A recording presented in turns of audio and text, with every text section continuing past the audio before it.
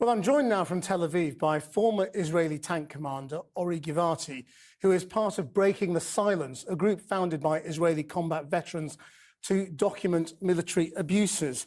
Thank you for joining us. Having served in the IDF, do you trust it to tell us the truth about what happened in this and all the other incidents it's been asked to investigate? Thanks for having me.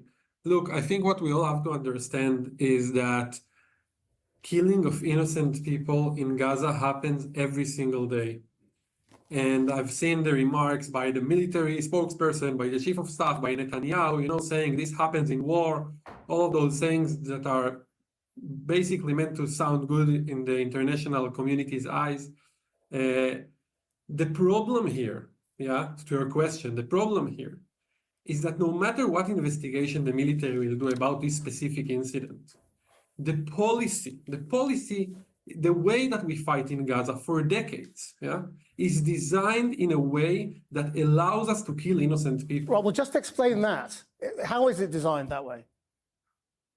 So there are many different elements to that. It starts from how we select targets. What targets are considered legitimate targets? For an example, something called a militant house is a legitimate target. So if I'm here in my house in Tel Aviv, Israel would and I served in the military, right? So Israel thinks my house is a legitimate target. You know what I mean? If I'm on the other side, that's one example. Another example is that every target has a number attached to it, and that number is the amount of innocent civilians that are legitimate to kill in order to destroy that target. Mostly we're talking about as individuals, and I've just read a report that just came out now, like a few minutes ago, in The Guardian, about an AI system that selects the target. So the examples for that, I can talk about the different examples for hours. But what we all have to understand is that the way we fight in Gaza allows us to kill innocent people, and we can always say it was a mistake here and the commander did this there and so forth, but we have to understand that the problem is much, much broader. And what are you told in training about how, because these are young people often, very young people doing military service.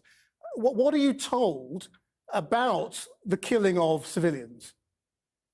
Look, I think that every single soldier was told, it's really broad. We're talking about tens of thousands of soldiers here.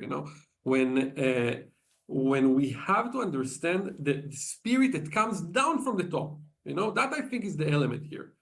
The spirit today is a spirit of extremely easy finger on the trigger, and that I think is one of the major causes for what happened to the aid workers, Because when we have government ministers like Ben Gvir and Smotrich, and also Gallant and others, encouraging killing, encouraging destruction, there is basically zero repercussions for killing of innocent Palestinians, not only in this war, but now more than ever. There is also no incentive for a soldier to not shoot, because there will be no price paid. I don't want to put words in your mouth, but are Israeli soldiers, are Palestinians dehumanized in your view for Israeli soldiers? 100%. And we have been, I personally, one of the things that made me come out, speak against the occupation that I took part in as a soldier is the dehumanization of Palestinians. And it starts decades ago. It's not new for the last few months. But when you occupy millions of people, invade their homes, disrupt any kind of normal lives for them, when you treat the militants exactly the same as you treat the innocent for decades, all of them become our targets, all of them become dehumanized, and even more so when we have leaders, and this is new for the last year, we can say, leaders that are encouraging this. Ori Givati, thank you very much indeed for joining us.